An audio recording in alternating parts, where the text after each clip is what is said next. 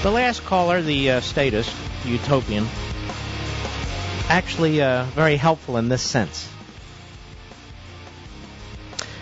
I gave him a lot of time to speak, didn't I, Mr. Producer? And I did that purposely to let him get all his talking points out, and that's what they were. He's an Obama guy. And more they're calling this program, I don't know if they're calling the rest, talking about, I'm putative Republican, or I lean Republican, or I'm fairly conservative, but, and then they defend something like Obamacare. That's not possible. It's not possible to be a conservative and defend Obamacare. You'll notice, as he went on and on and on, at no time did he want to talk about the Constitution. I asked him 3 times. And he kept saying I didn't give him a chance to speak. I gave him plenty of time to speak. And when he did speak, he talked about how uneven delivery is in health care. Well, guess what? When you look at the socialist healthcare systems, the top-down healthcare systems in the Western world, in Western Europe, they're uneven. How many times have we read stories? I've stopped doing them, but I could do them. About how seniors can't get hip replacements and knee replacements, how they have a formula based on age and past health and who gets what kind of service. It's uneven. It's all uneven. When you go to the grocery store and you make decisions about what you're going to buy and somebody else makes other decisions, and you have 10 cents more than the other person, it's uneven. And let me tell you something. We want it to be uneven, or we're going to live in North Korea. It's very even there. Very even. You don't get any health care. You don't get any food. You don't get any water. You don't get any shelter. It's paradise. That's the end result of utopian statism. Now, obviously, there are many steps before, including the steps we're taking right now. But I'm making the point. Of course the delivery is uneven. That's the nature of a free market system. And of course, certain things are different in different states. That's what we call federalism. But why should we conclude then that the answer is to eliminate all the unevenness, centralize power in Washington, concentrate decision-making in Washington, a relative handful of politicians and bureaucrats make decisions, and that is going to be a successful or even tolerable result? I mean, you got to be kidding. And just because you do that on a theoretical level doesn't mean the service that they're going to provide you is going to be even. All the decisions that come out of the Social Security Administration, given 2 people with the same exact conditions, are not even. All the decisions that come out of the Internal Revenue Service and their audits, auditing one person versus another, that's not even. I'll even take it this far. The money that the Department of Education spits out to one school district or another, that's not even. So even by their own standard, it's uneven. This isn't about even and uneven. This is about liberty and tyranny. How do you want to live? And we're not looking for even. What he means is equal. We want all kinds of insurance policies out there. And then we want to work and earn enough money to decide what kind of policy we want. Now, why can't we? Why shouldn't we? Because everyone can't afford it. Well, that's why we have Medicaid. So if somebody can't afford something, we all should be made poor? We should all lose our options and our different choices? What kind of logic is that? You take the lowest common denominator and drive the entire system to that point? Well, that's not this country, ladies and gentlemen. That is a bleak society, and you don't want to live there. No, you don't want to live. Well, the services are uneven. The delivery's uneven. That's a hack.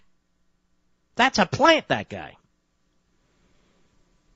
What about the Constitution? I asked him 3 times. Even started our liberal clock, and for him I renamed it our Marxist clock. He wouldn't answer it. Because he can't answer it, and he doesn't give a damn what the Constitution does or does not permit. He doesn't care about that. And he is illustrative of they. Who are they? Obama and the rest of them. The ends justifies the means. It's a Marxist phrase. The Constitution's in the way. You know what is so annoying to me? They're great heroes, Woodrow Wilson and FDR and Barack Obama.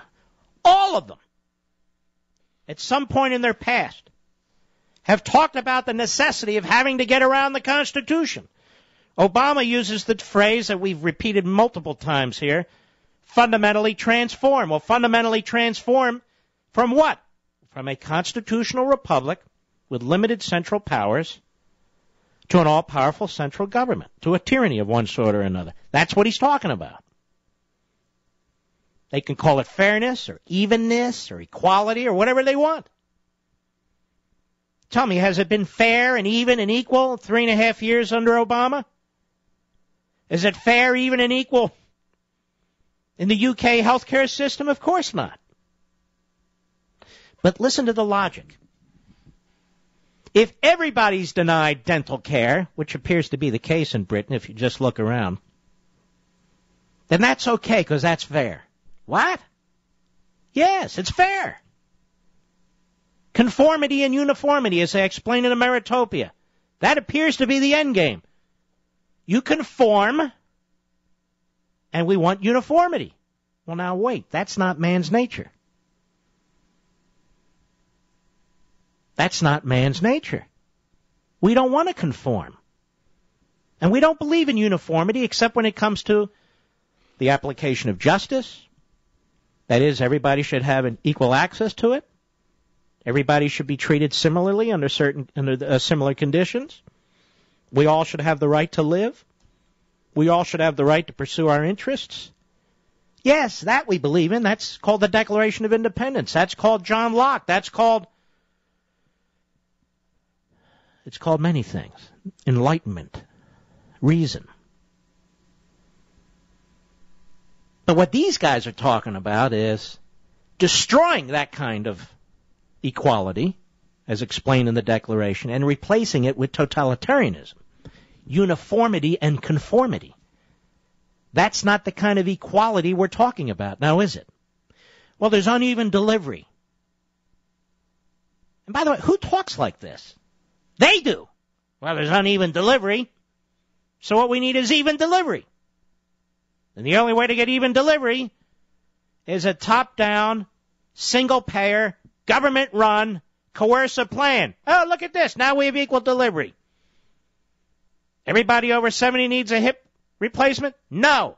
Oh, that's equal. That's fair. Okay, can't argue with that. Except it's destructive of the individual.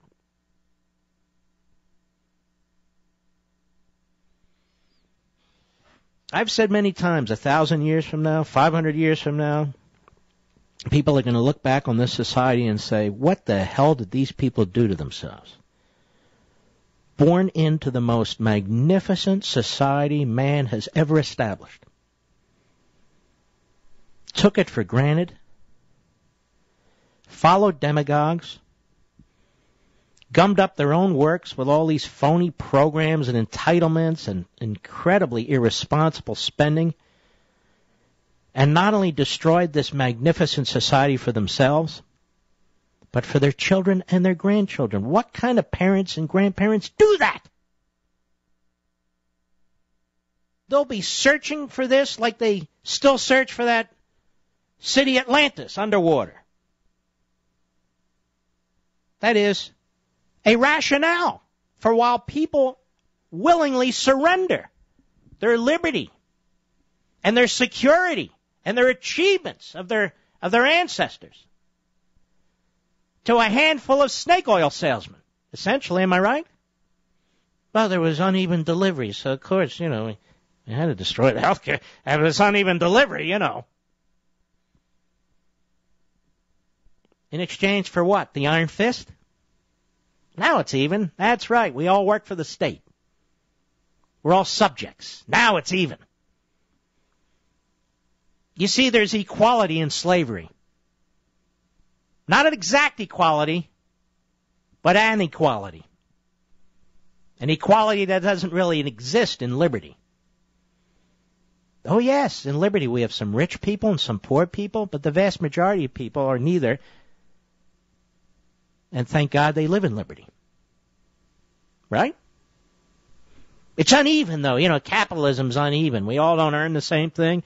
We don't all live exactly the same way, drive exactly the same cars, wear exactly the same clothes. Well, I'm waiting for that Mal uniform to come out. We call it Hillary Clinton's jumpsuit, but we'll see. And there's always going to be uneven delivery. I'm using his phrase. In Cambodia, in the rice fields, 25% of the population, 25% of the population of that country was slaughtered by the state. Because it was uneven, you see. People just wouldn't listen. They wanted to go their own way. They wanted to be independent. They just wouldn't listen. And you have to listen if everybody's going to get even delivery. If everybody's going to have a uniform way of life, you have to conform. Just the way it is. And once we get everybody conforming in the way we want them to conform, only then can we get to paradise.